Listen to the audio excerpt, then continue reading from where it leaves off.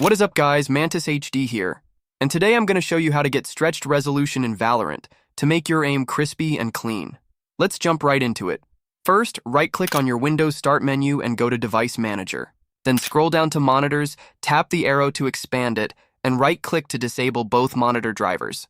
Boom. Done. Now open your NVIDIA control panel, head to Change Resolution, click Customize, and choose a stretched resolution. I personally recommend 1568 x 1080. In my opinion, it's the best.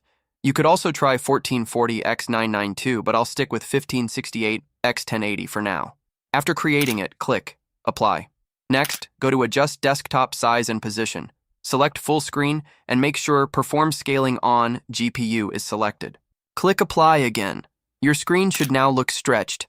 Now, launch Valorant, go into Settings, Video, set display mode to full screen and resolution to your custom stretched res, then click Apply.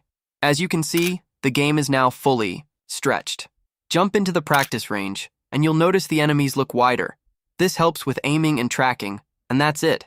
If this helped, drop a like and subscribe. I've got more crisp aim tips coming your way. Thanks for watching. Mantis HD out!